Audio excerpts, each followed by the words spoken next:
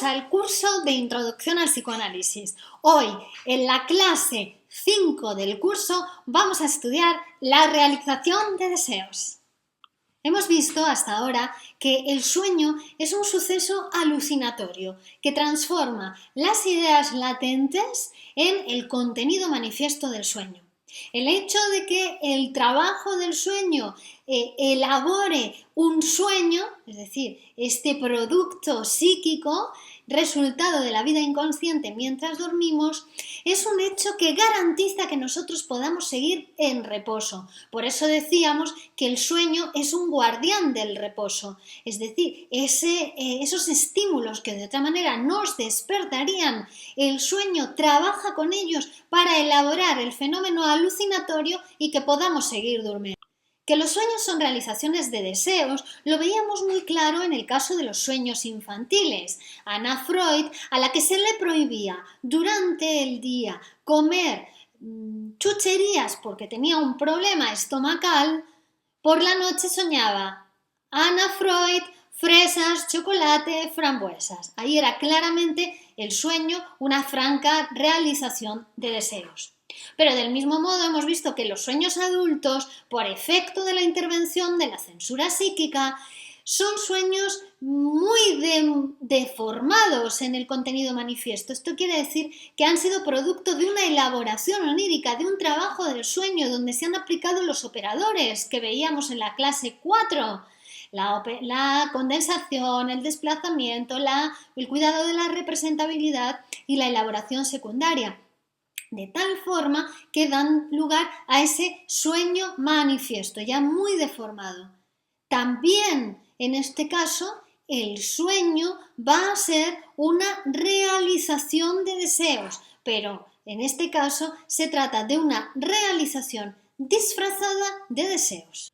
Lo primero que nos preguntamos es ¿dónde se halla esa realización? Porque si no entendemos el sueño manifiesto, nos parece absurdo o incluso puede tratarse de una pesadilla. ¿Dónde está la realización de deseos? Y a esto responderemos que solamente podemos saber del deseo que se realiza en el sueño después de interpretarlo.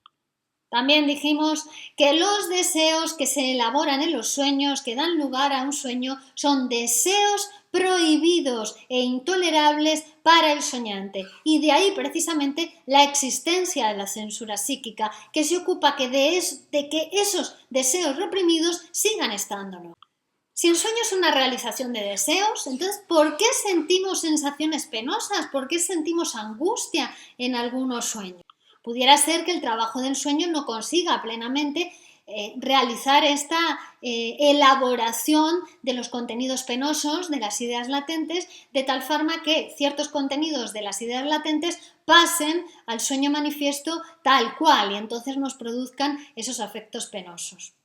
Esto pudiera ser, son muy frecuentes esos fracasos de la elaboración onírica, pero también pudiera suceder porque los afectos, ya lo hemos mencionado en clases anteriores, son muy resistentes a la represión, de hecho son irrepresibles, que un afecto asociado a una representación dolorosa o intolerable, una representación de las ideas inconscientes, se transfiera, se desplace y se asocie a otra nueva representación. Esto para los críticos del psicoanálisis resultaba difícil de comprender porque consideraban que existía una completa adherencia, ¿no? o coincidencia, digamos, de la representación con el afecto. Sin embargo, sabemos que el aparato psíquico es capaz de desplazar, de reprimir la representación y desplazar el afecto buscando una nueva representación a la que poder asociarse. Otra cosa que no tienen muy en cuenta los críticos del psicoanálisis es que la realización de deseos puede producir un placer en el soñante, ¿no? Pero ¿un placer para quién? Y entonces aquí les voy a proponer que se sitúen en la situación ficticia de que el soñante está compuesto por dos personalidades, ¿no? Hay una de las personalidades del soñante, que sería del orden de los deseos, que tratan de expresarse, de manifestarse, mientras que hay otra personalidad que estaría más del lado de la censura, de la parte censora del aparato psíquico, que lo que trata de hacer es precisamente impedir que esos deseos se expresen. Y en ese juego de confluencias, ¿no?, de estas dos partes se produciría el sueño. Entonces, cuando decimos que el sueño es una realización de deseos, nos preguntamos ¿para quién? Porque puede ser una realización de deseos para una de las partes del aparato y, sin embargo, no lo serlo, o ser incluso todo lo contrario, generar displacer para esa otra personalidad del aparato psíquico. Somos sujetos divididos. Sí, señoras, señores, somos sujetos divididos en una parte consciente y una parte inconsciente, pero estas partes están unidas en una íntima comunidad. Para poder ejemplificar esto, les he traído un cuentito que Freud nos narra en las lecciones introductorias al psicoanálisis, que es el siguiente. Hay una hada bondadosa que concede a un pobre matrimonio 3 deseos. El matrimonio está cuidadosamente buscando los deseos que van a pedir al hada, pero la mujer, seducida por el olor de unas salchichas que están asando en la casa de al lado, decide comerse unas salchichas. Inmediatamente aparecen las salchichas en el plato de la mujer, habiéndose cumplido el primero de los deseos. El marido, furioso por el deseo que la imbécil de su mujer había tenido, desea que esas salchichas se cuelguen en las narices de su mujer e inmediatamente aparece cumplido el segundo deseo y las salchichas aparecen en la nariz de la mujer. El tercer deseo, obviamente, dado el displacer que el deseo del marido había producido en la mujer, y acompañado de la decisión también del marido, dado el cariño conyugal que tenía a su mujer, va a ser que las salchichas aparezcan de nuevo en el plato, que se separen de la nariz de su mujer, y así se cumple el tercer deseo.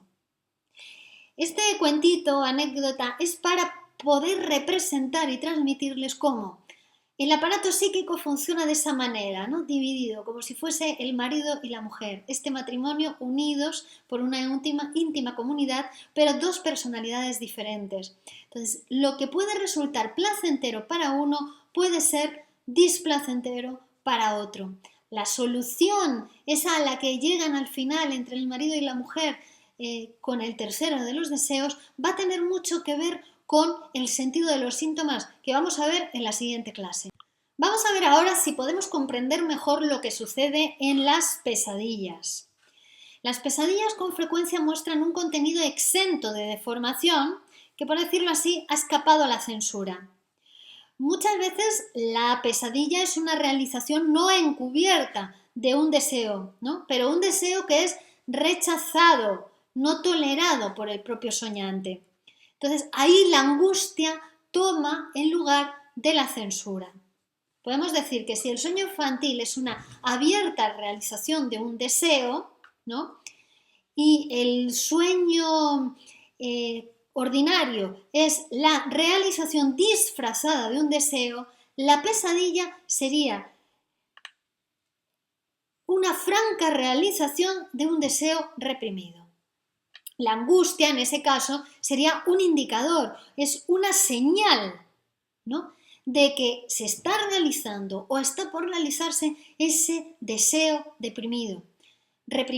Cuando la angustia es mayor, ¿no?, que la capacidad de censura, el sueño despierta al soñante.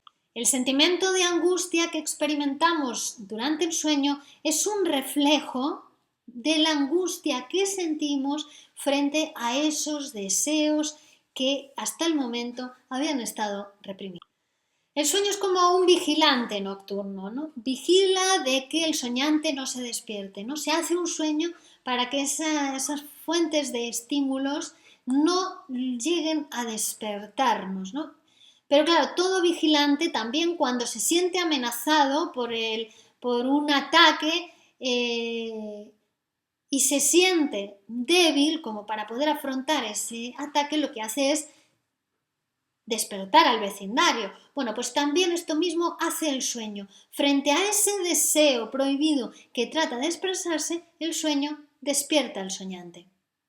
En otras ocasiones, el propio trabajo del sueño consigue actuar de una manera eficaz y permite que el soñante, a pesar de la angustia, pueda seguir durmiendo, mediante la fórmula ¿cuál? El soñante piensa, no, esto es solo un sueño, déjalo acontecer porque no es realidad, puedes seguir durmiendo. ¿Por qué estos deseos reprimidos entonces se manifiestan durante la noche y no durante el día? Bueno, durante el día también pueden manifestarse en forma de fantasías, de sueños diurnos, pero es más difícil porque la represión, la censura es mucho más alta. Durante la noche se relaja, ¿no? También la censura del aparato psíquico y esto hace que esos deseos puedan trabajar con mayor libertad, aunque siempre restringida, porque siempre va a estar la censura, es decir, siempre va a ser necesaria una deformación del sueño para poder burlar la censura psíquica.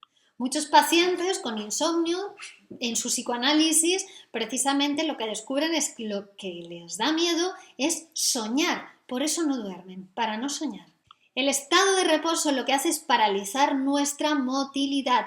De esa manera, también nos garantizamos que las tendencias perversas, hostiles, no lleguen a realizarse. Se realizan de una manera inofensiva, ¿no? A través de un sueño. Sería un deseo realizado, pero de una manera inofensiva. Volvamos ahora otra vez a este caso ficticio de que el aparato psíquico está compuesto de dos personalidades, ¿no?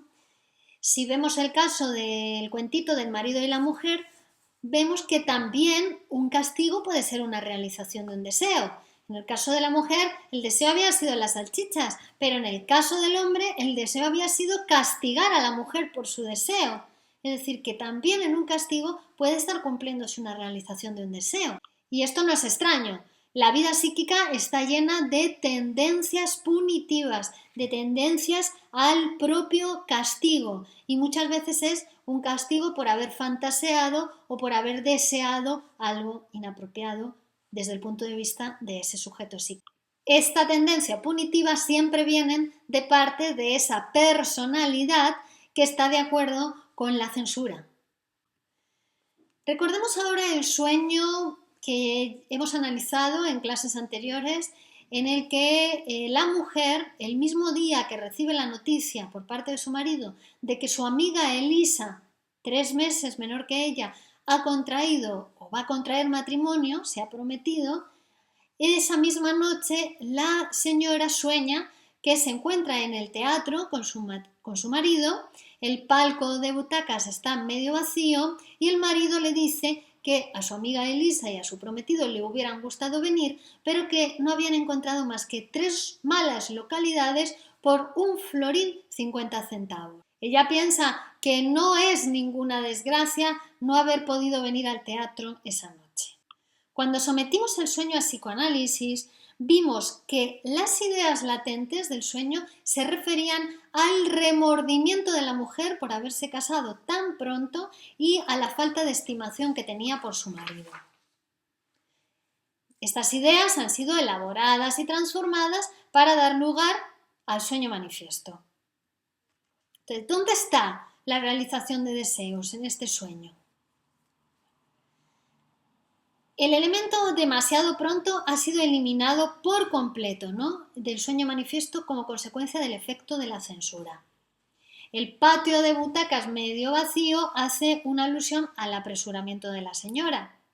El número 3 malas localidades por 1,50 florín, el número 3 en el simbolismo del sueño representa el órgano genital masculino. El matrimonio queda reemplazado por el hecho de estar con su marido en el teatro. Y el tomar con demasiada anticipación los billetes se refieren a la idea de me he casado demasiado pronto. La sujeta del sueño nunca se ha sentido tan insatisfecha con esa cuestión de haberse casado demasiado pronto hasta este día que su marido le transmite la noticia de que su amiga, Elisa, se ha prometido. Sin embargo, hubo un tiempo en que la señora se sentía, digamos, en una situación superior a su amiga Elisa porque ella se iba a casar antes que su amiga. Para una joven el matrimonio suponía poder acceder a toda una serie de espectáculos que le estaban prohibidos a una señorita soltera. Ahí se transparenta una curiosidad de tipo sexual que recaía sobre la vida sexual de sus padres, ¿no? Porque es una curiosidad sexual infantil. En el momento de la infancia, cuando los niños se preguntan acerca de lo sexual, acerca de qué es el matrimonio, su curiosidad sexual, su investigación sexual infantil se dirige a sus padres. De este modo, ir al teatro es como ella sustituye en el sueño la idea de estar casada. Lamentando su temprano matrimonio, se transporta a esa época en la que casarse suponía la realización de un deseo, permitiéndole satisfacer su curiosidad visual. Muy importante recalcar, y además esto es una cuestión de la que depende poder o no ser psicoanalista, que lo que sobredetermina la producción de un sueño es la realización de un deseo. Lo que sobredetermina la producción de un sueño es la realización de un deseo. Por tanto, una cosa es el sueño manifiesto, el sueño contado, ¿no? Que sería el producto final puesto en el escaparate. Pero para llegar a ese sueño manifiesto, ese sueño contado, se ha tenido que hacer un trabajo psíquico, es decir, ha habido un proceso de elaboración onírica. Las materias primas con las que ha trabajado el sueño para dar lugar al sueño manifiesto han sido las ideas latentes. La investigación psicoanalítica nos muestra que el motor del sueño, la energía motriz que ha dado lugar a la producción del sueño, siempre va a ser el deseo inconsciente, siempre va a ser la realización de un deseo. Para la realización de este deseo, las ideas latentes sufren una serie de transformaciones que dan lugar al sueño manifiesto. Pero para la realización de ese deseo se ha trabajado con la materia prima, que eran las ideas latentes, y a eso ha dado lugar un producto, el sueño manifiesto, siempre para la realización de un deseo. Las ideas latentes representadas en el sueño pueden tener diversas significaciones, un proyecto, una advertencia, una preparación, etc. Pero siempre en ese mismo sueño, donde se trabaja con esas ideas latentes, va a haber la realización de un deseo inconsciente. Un sueño puede ser un proyecto, una advertencia, pero siempre va a ser un proyecto o una advertencia que han recibido una forma de expresión merced al deseo inconsciente que trata de satisfacerse en ese sueño. Todo ese material ha sido transformado, disfrazado para servir a la realización de ese deseo. Entonces podemos diferenciar, por tanto, entre lo que va a ser las ideas latentes y el deseo inconsciente. Las ideas latentes son las ideas a las que el propio soñante va a poder llegar en su asociación libre, todas las ideas que van a surgir y que nos va a comunicar a partir del sueño manifiesto. Sin embargo, el deseo inconsciente que se corresponde con ese deseo reprimido que da lugar al sueño, ese solamente podemos saber de él a través de la interpretación del psicoanálisis. Para ejemplificarlo, volvamos al sueño del teatro. En este sueño, las ideas latentes, ¿cuáles eran? El sentimiento por haberse casado tan pronto, despertado por la noticia de su amiga que se había prometido, y el desprecio hacia su propio marido y la sospecha de que hubiera podido encontrar un marido mejor si hubiera querido esperar. Pero ¿cuál es el deseo inconsciente que se realiza en este sueño? La afición a los espectáculos y a frecuentar los teatros de esta paciente, de esta soñante, eran una ramificación probable de su antigua curiosidad de enterarse de lo que sucede al contraer matrimonio. En los niños, esta curiosidad recae generalmente en la vida sexual de sus padres. Es una curiosidad de carácter infantil, cuyas raíces alcanzan los primeros años de la vida del sujeto. El sueño es la satisfacción disfrazada de ese deseo sexual infantil y reprimido.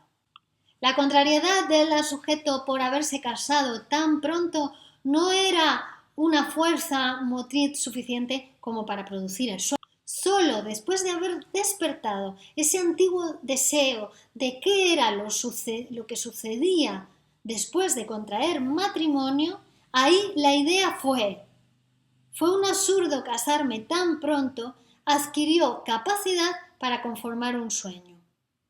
Una vez conseguido esto, lo deformó, ¿no? Deformó las ideas latentes para dar lugar al contenido manifiesto, reemplazando el matrimonio por el hecho de ir al teatro y presentando el deseo, presentando el sueño como la realización de un antiguo deseo, que era ¿cuál? Yo podré ir al teatro y ver todo aquello que sucede después de contraer matrimonio, que me estaba prohibido. Y para ti te sigue estando prohibido, le dice a su amiga, ¿no? Porque yo voy a casarme pronto y tú, en cambio, tendrás que esperar. La situación actual, cuando la paciente, la soñante, hace el sueño es esa situación, ese deseo que ella tuvo de anticiparse a su amiga, de competir con ella para adelantarse y saber antes que ella lo que pasaba después de contraer matrimonio, ahora queda transformada en su contrario. Ahora es una decepción, pero anteriormente fue un triunfo. En el sueño aparecen mezcladas, por tanto, varias satisfacciones de deseos. Por una parte, su satisfacción de la afición de acudir a los espectáculos y la satisfacción egoísta por el triunfo sobre su amiga.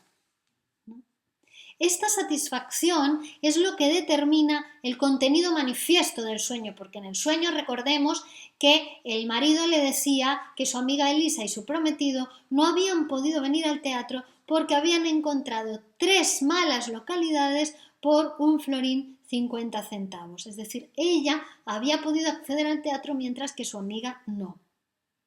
Sobre esta situación de satisfacción se acumulan fragmentos del contenido del sueño detrás de los cuales se disimulan las ideas latentes. Con la interpretación del sueño, con el trabajo de análisis, si el trabajo del sueño era ir del deseo al sueño manifiesto, todo ese trabajo que había hecho la elaboración onírica, el trabajo de interpretación va a ser justo el contrario. Vamos a ir desde el sueño manifiesto, el producto final, vamos a reconstruir las ideas latentes para poder interpretar el deseo inconsciente que dio lugar a un sueño. Para poder entender esto, ¿no? Cada empresa, para poder construirse, para poder funcionar, tiene un socio capitalista, ¿no? Que es el que pone el dinero, el motor, ¿no? Para poder poner en funcionamiento ese proyecto. Y también hay un socio industrial, que es el que tiene el conocimiento de cómo hacer las cosas, ¿de acuerdo? Bueno, pues en el sueño el socio capitalista es el deseo, es el motor, es la fuerza motriz que puede impulsar la producción de un sueño.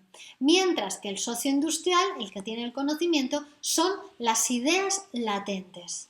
A veces sucede que el socio capitalista, además de tener el dinero, también tiene el conocimiento. O al contrario, que el socio industrial no solo tiene el conocimiento, sino que también dispone de los ahorros o del capital necesario para invertir en el proyecto. Pero en el aparato psíquico funciona más o menos de esta manera. Y para terminar, una pregunta que seguramente que os estáis haciendo y es, entonces, las ideas latentes que hemos dicho que eran inconscientes, ¿son el mismo inconsciente que este deseo inconsciente de deseos reprimidos y prohibidos del que estamos hablando? Y la respuesta es no. Se trata de deseos diferentes. Las ideas latentes son ideas latentes y el deseo inconsciente es el deseo inconsciente. Por ahora no vamos a pasar a denominar de qué se trata, ¿no? A describirlo porque ya suficientemente novedoso es todo esto, pero lo vamos a ver en las próximas clases que vamos a empezar a desarrollar la teoría general de las psiconeurosis. Y ahí ya sí que le vamos a poner nombre a todos estos contenidos. Lo que sí que les quiero decir es que este deseo inconsciente tiene un origen infantil, sexual y reprimido. Y es precisamente ese deseo inconsciente el que sobredetermina y para el cual trabaja la elaboración onírica en última instancia para realizar ese deseo de una manera alucinatoria. Para saber qué deseo se está realizando tendremos que hacer entonces la interpretación del sueño y solo después sabremos. En el próximo encuentro, la clase 6, hablaremos del sentido de los síntomas. Continuamos la próxima.